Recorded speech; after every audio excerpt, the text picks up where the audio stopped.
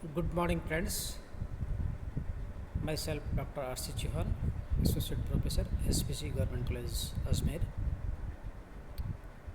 Today we will discuss the MSc Physics Semester 2nd, Paper 5th, Classical Electrodynamics, and its Unit 1st.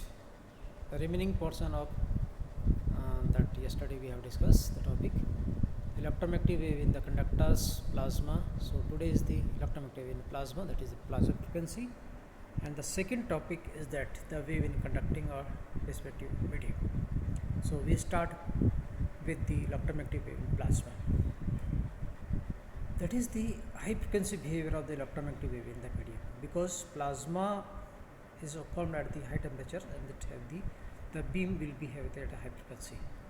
So as per we know very well that the electric constant for the medium for a wave incident at the frequency omega is given as earlier we have calculated epsilon omega by the epsilon 0 equal to 1 plus n e square by the epsilon m sigma I f I divided by omega square minus omega square minus iota omega gamma, where gamma is the attenuation coefficients and the n is the number of the molecules per volume. For the high frequency very large than the resonant frequency omega is greater than omega 0, then the equation can be converted in the form of like this one, the epsilon omega by the epsilon 0 equal to 1 minus n z e square by the epsilon naught m omega square. Here we have used the symbols z. Z is the atomic number because this will show the atomic numbers, the number of electrons present in this one. That is number of electrons, number of the protons, just like that. That's why we are using this one. And these terms omega p equal to the n e square z by the epsilon f. So that is we can write epsilon omega minus y omega 0 epsilon 0 equal to the 1 minus omega p square by the omega 0 square, where omega p is called the plasma frequency of the medium, and it depends total number of the electrons enveloped per unit volume, because this also depends on the nature of the materials, where the n is the number of the molecules per volume and the z is the atomic number of that particular media. Here the wave number is given by using this one.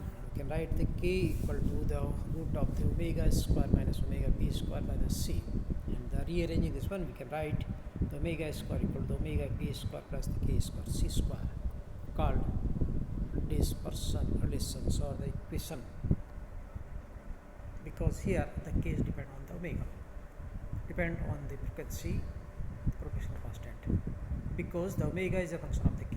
If the omega is greater than omega p square, the dielectric constant is very close to the unity, and then the applications of this system can be calculated by here. For the ionosphere or the lab produced plasma, it may be the natural or it may be the lab produced. So the electrons are free and their damping is negligible. The equation first they valued for the wide range of the omega frequencies. For the omega is very less than the omega p, the wave number is the imaginary, and the wave reflected from the surface of the medium, because if the wave is imaginary, that is will be proportional, the attenuation coefficient is the very small, and at the omega equal to omega 0, that is the alpha plasma is equal to the attenuation coefficient of the plasma, and that gives that one twice omega p by the c.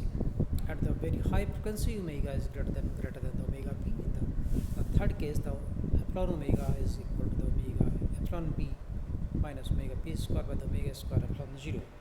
But the omega p square is again the n e square by the epsilon 0 m. Here m star is called the effective mass of the electrons, because presence of the all electrons or the atoms and the media, this the mass will be changes. So here we are using the m star, that is the effective mass of the electrons.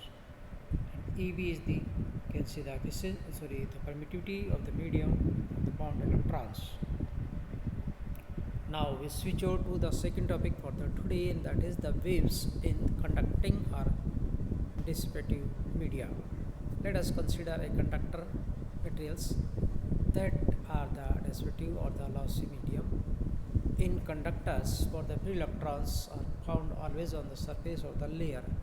So inside there is no free charge density, the rho equal to 0 well as the current density, that is J is not equal to 0, because here the electrons are propagating. So that we can write del dot Maxwell equations, del dot A equal to the rho by epsilon, that is equal to the del dot equal to the rho by epsilon. 0 for the vacuum and the for medium, that is the rho by epsilon. And the for second equation, del dot B equal to 0. Third equation, del cross E equal to minus del V by del T. And the fourth equation, del cross H equal to the J plus del D by del T. Here we can write J equal to the sigma E. Sigma is the surface charge density and the rho is volume charge density. And D equal to the epsilon E. So we can substitute these values and obtain the equations. Del cross H equal to sigma E plus the epsilon del E by del T. Now take the curl of the equation. Third, del cross E equal to minus del of del T by del cross B. So we can write del dot E minus del square E. This is the identity we have used, minus and del by del T del cross mu H. But del cross E equal to 0. So we can write del square E equal to the del by del T of the, we substitute the value of the del of the mu H.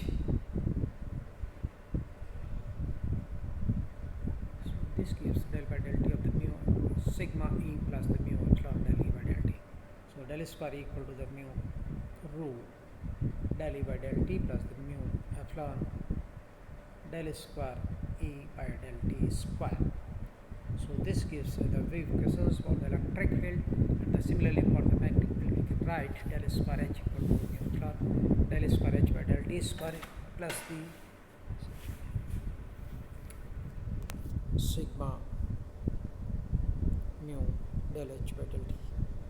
This is the wave equations. Now the equation of the wave motions we can write. Let us consider the wave is propagating in the z axis.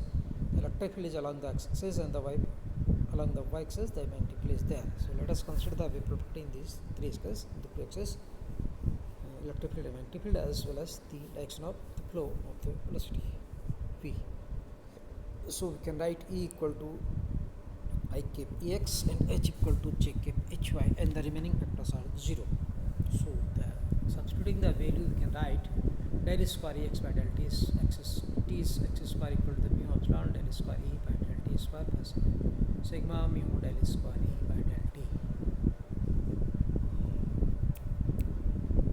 Similarly for the magnetic field, del square Hy by del Y square equal to the mu epsilon del square Hy by del T square plus the mu sigma del H by del T. And here we can write the component Ex equal to the E0 raised to G omega T, that is a time dependent oscillating frequency, just like that with omega, and the Hy equal to the H0 raised to G omega T. So if the Ex and Hy both are the harmonic motions, then we can write Ex equal to E0 raised to iota omega T and J omega T, and then Ex by del T equal to Gx Ex del square Ex by del T square equal to minus omega square Ex.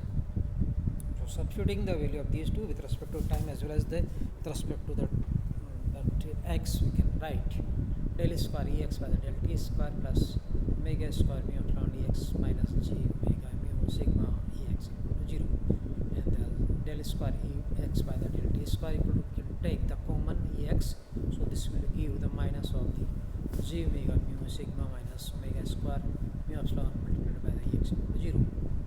Here the gamma is propagation constant of the wave, so the gamma square can return J omega mu sigma minus omega square mu epsilon.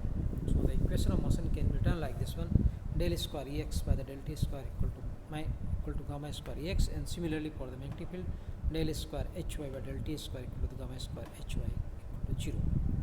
Now we want to calculate the phase velocity and the refractive index for this one. Ex equal to E0 e raised to power minus gamma z, and similarly the Hy equal to H0 e raised to power minus gamma z. The wave is traveling along the plus z axis, so here the propagation constant is the gamma equal to J omega sigma mu minus omega square mu epsilon. So we can take the common what, that is the J omega mu epsilon sigma, we can take the common, so 1 plus J omega epsilon by this good conductor sigma is greater than the omega epsilon. So we can write the propagation constant equal to gamma equal to so root of the g omega sigma mu. And to obtain in the different forms, we can use multiplied by the 2. It's simple geometry, that is we can write like this one, 2 divide by 2 multiply, and then can also return like this one, the 1 2g can return like this one, 1 minus 1 plus j omega sigma mu by that. So again rearranging minus 1 equal to j square, so we can write 1 plus j plus g plus 1 root of the omega epsilon mu by the root 2, that is the 1 plus j again common, then we can write like this one. So this will give the 1 plus j root of this omega mu epsilon sigma by the 2. The gamma is a complex quantity, so we can write the gamma equal to alpha plus j beta. Real part is related with attenuation and called attenuation coefficient, and the beta is imaginary part related with the phase of the wave, and that is called as the phase constant. So the alpha equal to beta for this case is 16 in the comparison, that is the root of the omega mu sigma by the 2. The phase velocity for this medium is v equal to omega by beta, and then in substituting the value of the beta we can write v equal to omega divided by the root of the omega mu epsilon sigma by the 2, and this equal to the root of the twice omega mu sigma. And the refractive index we can write the n equal to the c by v, so we can write c by v and the c divided by that is the 2 omega mu sigma, or the c multiplied by the root of the mu sigma by the twice omega, and this gives the refractive index of the medium if the wave is propagating the velocity v. So these are the some factors related with this one, and on tomorrow next day we will discuss the related quantity pointing vector DC for the conductive medium. So this is sufficient for today. Thank you very much.